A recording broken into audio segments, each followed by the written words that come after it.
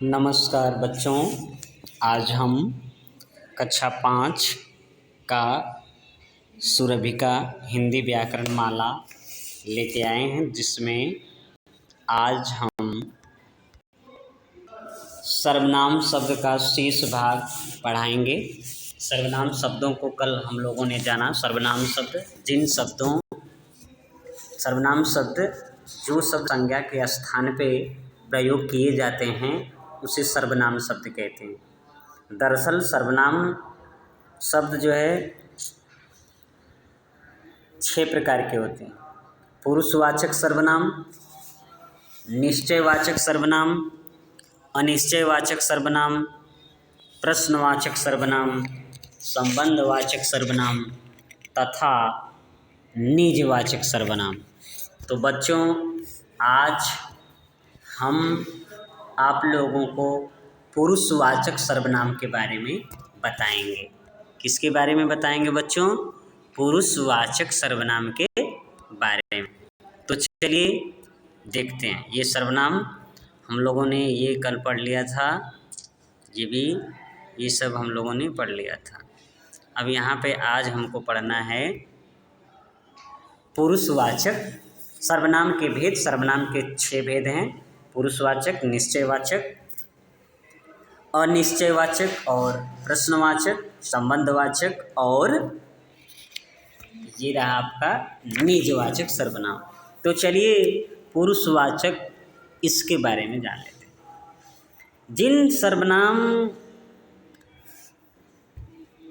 जिस सर्वनाम का शब्द किसी व्यक्ति के लिए किया जाए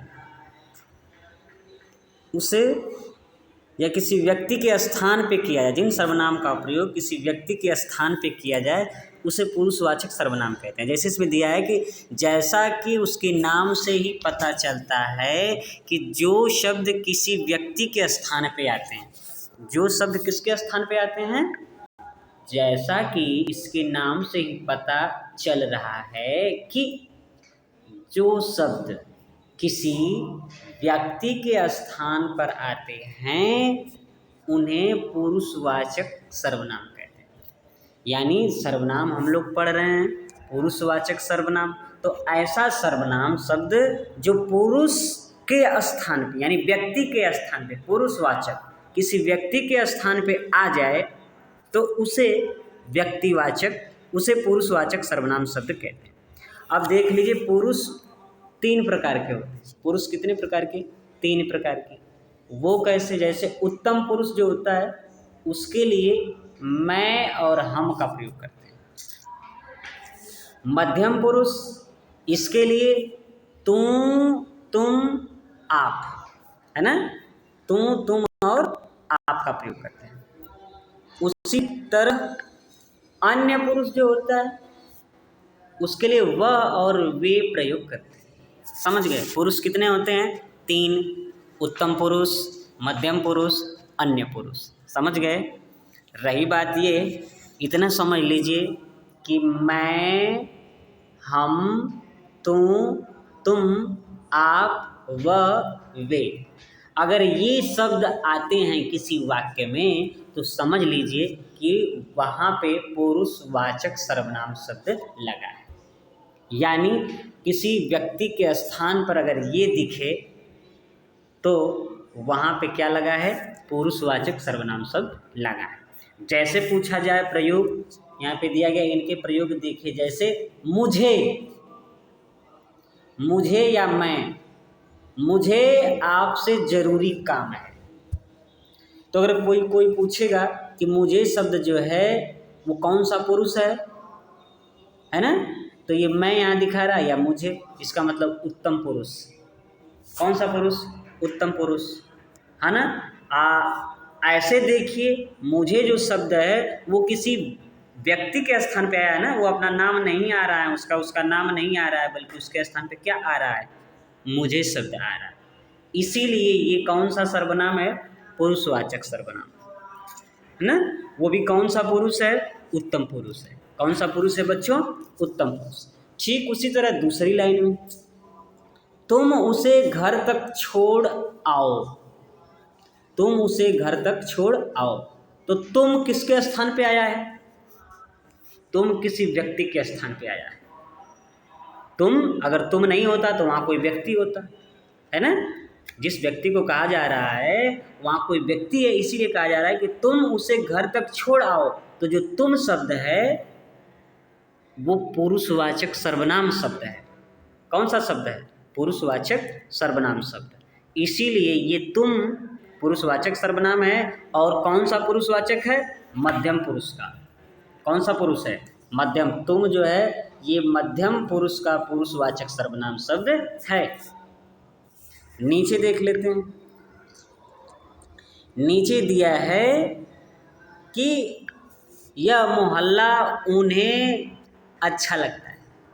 तो उन्हें अच्छा लगता है, किन्हें अच्छा लगता है? किसी का नाम है, वहाँ पे कोई व्यक्ति है, उसके स्थान पे उन्हें शब्द आया है। इसीलिए ये उन्हें शब्द जो आया है वो भी क्या है? पुरुषवाचक सर्वनाम। वह या वे या उन्हें अगर शब्द आए तो समझिए कि ये अन्य पुरुष है। कौन सा पुरुष है? अन्य पुरुष है। ये सर्वनाम शब्द है। और कौन सा सर्वनाम? पुरुषवाचक सर्वनाम शब्द। बच्चे आप लोग समझ गए। आगे देखिए दूसरा, निश्चयवाचक सर्वनाम। कौन सा सर्वनाम? निश्चय। जिन शब्दों से किसी वस्तु के स्थान पर प्रयुक्त होने वाले शब्द, देखिए इसमें दिया है कि निश्चितता। जिन शब्दों से निश्चितता का पता चले उसे निश्चयवाचक सर्वनाम कहते हैं। निश्चितता, स्थिर। जैसे देखिए दिया है, किसी निश्चित व्यक्ति या वस्तु के स्थान पर प्रयुक्त होने वाले शब्द निश्चयवाचक सर्वनाम होते हैं। जैसे यह, ये, वो, वह आदि। इसका प्रयोग देख लीजिए तब समझ में आएगा। तुम पुस्तक पढ़ रहे थे, देखो यह रही। समझ रहे हैं कि नहीं? निश्चित किया है कि यहीं रही, यहीं पे है। देखिए ये जो पुस्तक पढ़ रहे थे यहीं पे रही, यही रही, यह रही। यह तुम्हारी पुस्तक जो है यह रही। तुम्हारा घर कौन सा है? वो वाला। कौन वाला? वो वाला या ये वाला। समझ रहे हैं कि नहीं? यानी वो शब्द किसी व्यक्ति या स्थान के बारे में दर्शा रहा है, दिखा रहा है। तो यह शब्द भी निश्चयवाचक सर्वनाम, वो शब्द भी निश्चयवाचक सर्वनाम, और ये शब्द नीचे जो दिया है ये शब्द भी निश्चयवाचक सर्वनाम के अंतर्गत आएगा। सारे बच्चे कहाँ गए? ये यहाँ छिपे हैं। सारे बच्चे कहाँ गए? ये यहाँ छिपे हैं। ये शब्द किसके लिए है? ये क्या दर्शा रहा है? निश्चयवाचक को दर्शा रहा है। ये यहाँ खड़े हैं, यहाँ छिपे हैं, यहाँ रुके हैं, है ना। वो वाला, ये वाला, है ना। ये क्या है? निश्चयवाचक सर्वनाम। मेरी कमीज कहाँ है? वह पड़ी। तो वह जो है निश्चितता को दर्शा रहा है, निश्चित स्थान, है ना, को दर्शा रहा है। ऊपर दिए गए वाक्यों से आपने देखा कि निश्चयवाचक सर्वनाम का प्रयोग हम किस प्रकार कर रहे थे। तो हम किसी व्यक्ति या वस्तु की ओर संकेत करते हुए प्रयोग में लाते हैं। इस प्रकार आज हम केवल पुरुषवाचक और निश्चयवाचक सर्वनाम ही पढ़ाएंगे। फिर आगे बचा हुआ शेष भाग अगले दिन। तब तक के लिए नमस्कार।